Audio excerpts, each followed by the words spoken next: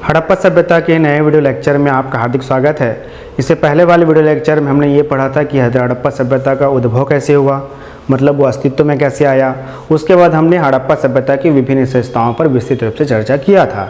तो उसी कड़ी में आज हम पढ़ेंगे कि हड़प्पा सभ्यता का पतन किस तरह हो गया, मतलब ये जो भारत की जो पहली नगरीय सभ्यता थी उसका अंत किस तरह हो गया। ठीक, तो इससे पहले वाले जितने भी मेरे वीडियो लेक्चर है उसको आप हमारे डिस्क्रिप्शन बॉक्स में उसका लिंक प्राप्त कर सकते हैं। तो आप डिस्क्रिप्शन बॉक्स में जाइए और जो मेरे पुराने वीडियो हैं उसको देखिए ताकि यह जो वीडियो है आपको अच्छे से समझ आ सके। ठीक है, तो आज के वीडियो लेक्चर में हम पढ़ेंगे हड़प्पा सभ्यता के पतन के बारे में। अब हड़प्पा सभ्यता के पतन को लेकर इतिहासकारों के बीच बहुत सारे मतभेद हैं। कुछ इतिहासकार कुछ अलग कारण बताते हैं तो कुछ इतिहासकार कुछ अलग कारण बताते हैं। इसलिए हम हड़प्पा सभ्यता के पतन को लेकर किसी एक या दो कारण को जिम्मेदार नहीं ठहरा सकते। अभी तो यह कह सकते हैं कि हड़प्पा सभ्यता के पतन में विभिन्न कारणों का योग रहा, जिसकी वजह से जो भारत की पहली नगरीय सभ्यता थी उसका स्वरूप परिवर्तित हो गया और भारत में फिर से ग्रामीण संस्कृति का जन्म हुआ। ठीक, और जो हड़प्पा सभ्यता का जो स्वरूप परिवर्तित हो गया उसके बारे में हम दूसरे वीडियो लेक्चर में चर्चा करेंगे। यहाँ पर हम उन कारणों को जानने का प्रयास करेंगे जिसकी वजह से हड़प्पा सभ्यता का पतन हो गया।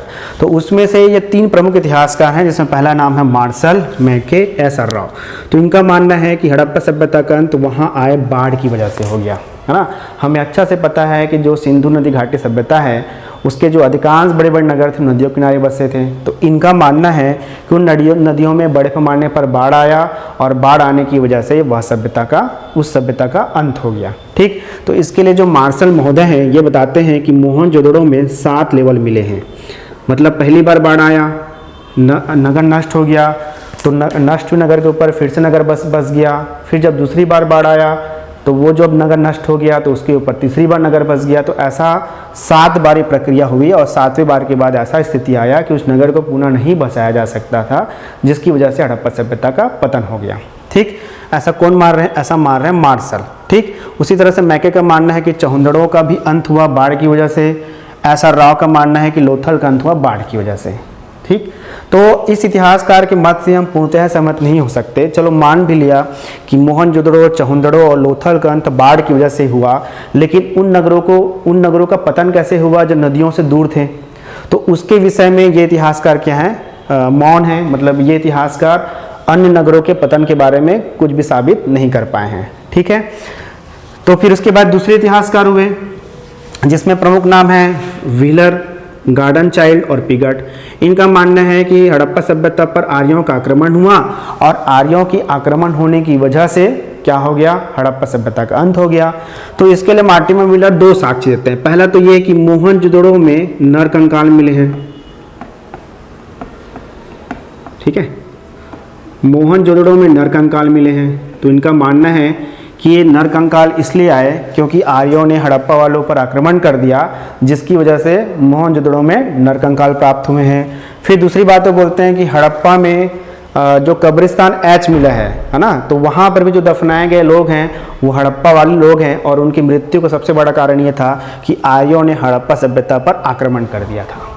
ठीक, लेकिन बाद में ये रिसर्च हुआ और रिसर्च में ये पाया गया कि मोहनजोदड़ो या हड़प्पा में जो कब्रिस्तान एच नामक जगह है वहाँ के जो नर कंकाल है उस समय के नहीं है जिस समय इस सभ्यता का पतन हो रहा था। इसलिए व्हीलर महोदय की इस बात को हम क्या कर सकते हैं? पूरी तरह से नकार सकते हैं कि आर्यों की आक्रमण की वजह से हड़प्पा सभ्यता का अंत हो गया।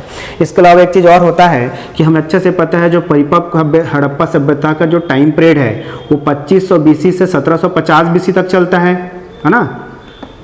2500 BC से 1750 BC तक चलता है और हमें अच्छे से पता है कि जो आर्यों का जो भारत में आगमन था वो 1500 BC में हुआ था। मतलब 250 सालों का गैप है ना हड़प्पा सभ्यता के अंत में और आर्यों के आगमन में 250 सालों का गैप है।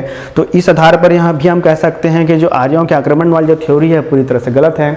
इसके अलावा इन विद्वानों ने आर्यों के आक्रमण के साक्ष्य को ऋग्वेद में खोजने का प्रयास किया और वहाँ पर 2 शब्दों का जो समानता है वो हड़प्पा के साथ स्थापित करने का प्रयास करते। पहले तो है हरि यूपिया करके जो शब्द यूज हुआ था ऋग्वेद में, तो इनका मानना था कि जो ऋग्वेद में वर्णित शब्द हरि यूपिया है वह हड़प्पा सभ्यता है। ठीक। इसके अलावा एक देवता हुए इंद्र, जिसे पुरंदर के नाम से भी जाना जाता है, तो जो पुरों को नष्ट करने वाला है। तो पुर कौन है? तो पुर मतलब नगर। तो नगर कहाँ है? हड़प्पा सभ्यता में है। तो इस तरह इस आधार पर उन्होंने मानने का प्रयास किया या सिद्ध करने का प्रयास किया कि आर्यों के आक्रमण की वजह से ही हड़प्पा सभ्यता का अंत हो गया। लेकिन हमें अच्छे से पता है कि ऋग्वेद कोई एक साल की रचना, एक समय की रचना नहीं है, अपितु ऋग्वेद का अलग अलग समय में संकलन हुआ और बाद में ऋग्वेद अस्तित्व में आया। तो इस आधार पर हम कह सकते हैं कि व्हीलर महोदय ने जो ऋग्वेद में जो हरियूपिया और पुरंदर शब्द के द्वारा इस बात को जो साबित करने का प्रयास किया है कि हड़प्पा सभ्यता का अंत आर्यों ने कर दिया, वह पूरी तरह से गलत है। इसी तरह से ऑरेल स्टाइन और अम्लानंद घोष का मानना है कि जलवायु परिवर्तन की वजह से हड़प्पा सभ्यता का अंत हो गया, है ना। फिर से एक बार दोहरा दूँ, ऑरेल स्टाइन और अम्लानंद घोष का ये मानना है कि जलवायु परिवर्तन की वजह से हड़प्पा सभ्यता का अंत हो गया। तो ये बात काफ़ी हद तक सही भी हो सकती है। हमें अच्छे से पता है कि जो हड़प्पा सभ्यता है वह एक नदी घाटी सभ्यता थी, मतलब नदियों के इर्द गिर्द ही बसा हुआ था, है ना। और यहाँ के जो घर थे वो किससे बने हुए थे? वो पक्के ईंटों से बने हुए थे।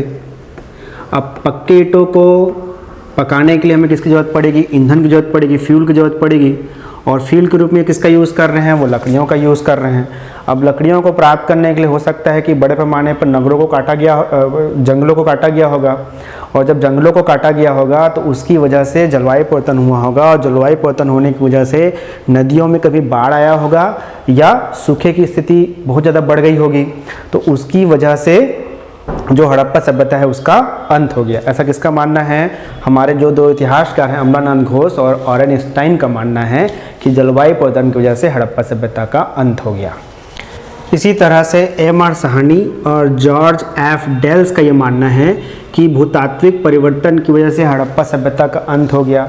इनका ऐसा मानना है कि कुछ ऐसी घटनाएं घटी जिसकी वजह से क्या हो गया कि नदियों का मार्ग अवरुद्ध हो गया। तो नदियों का मार्ग अवरुद्ध होने की वजह से नदियों में जो बहने वाला पानी था वो शहरों में घुस गया, और शहरों में घुसने की वजह से वहाँ बड़े पैमाने पर बाढ़ आ गया, और बाढ़ आने की वजह से जो शहर था वो नष्ट हो गया। ऐसा कौन मान रहे हैं? ऐसा मान रहे हैं एम.आर. साहनी और जॉर्ज एफ. डेल्स मान रहे हैं। लेकिन एस.टी. लैम्ब्रिक नाम के जो इतिहासकार हैं इस मत से सहमत नहीं है। उनका मानना है कि मान लो इस तरह की स्थिति आई भी होगी कि नदियों का प्रवाह बंद हो गया होगा, लेकिन यह प्रवाह बंद होने की जो घटना है वो कुछ समय के लिए रही होगी, उसके बाद नदी तो स्वयं कोई ना कोई नया मार्ग बना लेती। तो इस आधार पर इनका यह मानना है कि ये जो भूतात्विक परिवर्तन के आधार पर ये माना जा रहा है कि हड़प्पा सभ्यता का अंत हो गया, वह पूरी तरह से गलत है। वहीं एच.टी. लैम्ब्रिक महोदय के मानना है कि सिंधु सभ्यता का पतन का प्रमुख कारण ये है कि नदियों ने अपना मार्ग चेंज कर दिया। जैसे मोहनजोदड़ो की पतन का कारण ये था कि सिंधु नदी ने अपना मार्ग चेंज कर दिया। तो मार्ग चेंज करने की वजह से अब नदी और नगरों के बीच की दूरी बहुत ज़्यादा बढ़ गई, जिसकी वजह से वहाँ के नगरों में निवास करने वाले लोगों के लिए अब यह संभव नहीं था कि उन नगरों में निवास कर सकें। उसी तरह से घग्गर नदी का भी मार्ग अवरुद्ध हो गया, है ना। तो गंगा नदी का मार्ग अवरुद्ध होने की वजह से या सूखने की वजह से उसके किनारे जो बसी हुई शहर थी कालीबंगा, वो भी नष्ट हो गई। ऐसा कौन मान रहे हैं? एस.टी. लैम्ब्रिक नाम के विद्वान हैं, इस बात को मान रहे हैं कि हड़प्पा सभ्यता का अंत का प्रमुख कारण ये था कि नदियों ने अपना मार्ग परिवर्तित कर लिया। वहीं W.F. अल्ब्राइट महोदय के मानना था कि विदेशी व्यापार में गतिरोध की वजह से हड़प्पा सभ्यता का अंत हो गया। हमने पहले वाले वीडियो लेक्चर में पढ़ा था कि हड़प्पा सभ्यता का जो व्यापार था मेसोपोटामिया के साथ होता था, तुर्कमेनिस्तान के साथ होता था, अफगानिस्तान के साथ होता था। तो इनका ऐसा मानना है कि जब विदेशी व्यापार में गतिरोध आया, गतिरोध आने की वजह से जो नगर फल फूल रहे थे वो समाप्त हो गए, है ना। क्योंकि कुछ इतिहासकार तो ये मानते हैं ना, जैसे बीबी लाल वगैरह इतिहासकार ये मानते हैं कि जो सिंधु सभ्यता का जो संचालन है वो व्यापारियों के हाथ में था, है ना। तो उस आधार पर हम बोल सकते हैं कि W.F. अल्ब्राइट ये बोल रहे हैं, ये मान रहे हैं कि जब विदेशी व्यापार में गतिरोध उत्पन्न हो गया, जब हड़प्पा सभ्यता वाला को व्यापार मेसोपोटामिया के साथ ठीक ढंग से होने नहीं लगा, तो उसके परिणाम स्वरूप हड़प्पा सभ्यता का अंत हो गया। ऐसा कौन मान रहे हैं? ऐसा मान रहे हैं W.F. अल्ब्राइट, ठीक है। कुछ इतिहासकार प्रशासनिक शिथिलता को भी हड़प्पा सभ्यता के अंत के लिए जिम्मेदार मानते हैं। जैसे कि हमें अच्छे से पता है कि हड़प्पा सभ्यता का जो विस्तार था कितने एरिया में फैला हुआ था, करीब 13 लाख वर्ग किलोमीटर में फैला हुआ था। ठीक है, 13 लाख वर्ग किलोमीटर में फैला हुआ था।